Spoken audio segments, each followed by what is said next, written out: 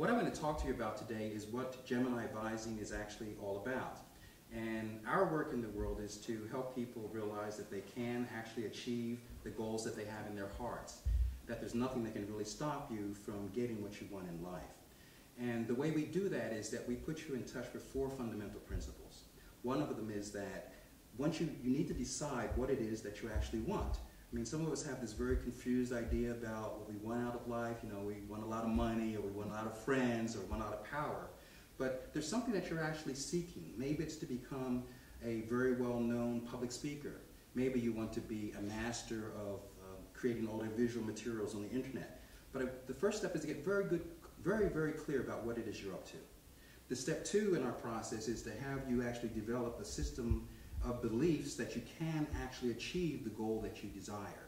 So a lot of us say that we want things, but we really don't think we can get it. You know, we say things like, well, I'd like to be president of the United States, but I guess I'll never be able to do that. Or, you know, I'd like to own a really nice brand new car, but I guess I'll always have to have a secondhand car because I'll never make that much money.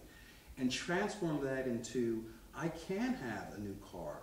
I can be president of the United States. I can do these things that I want to do, that it's actually possible for me.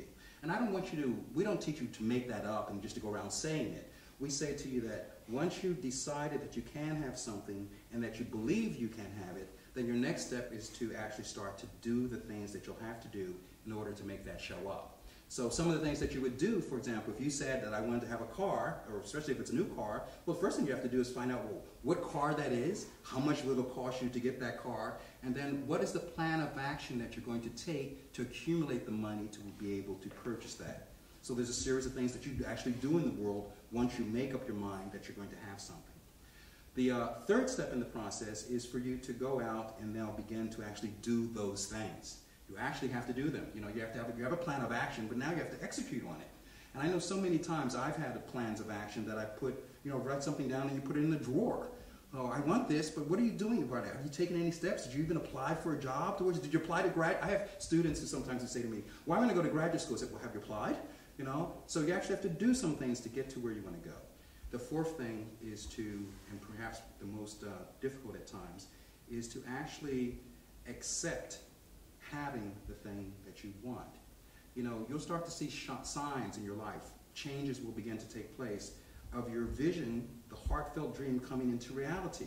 And that's going to require, in most cases, you're going to have to let go of something that's already there. You know, people who say they want a better relationship, but they're not willing to get rid of the girlfriend or the boyfriend that they already have, but they want a great relationship. When the person shows up, you have to be ready to receive that person or place or thing into your life. So those are the four steps in our process. Again, I repeat them for you. First, you have to have a clear vision of what it is you want.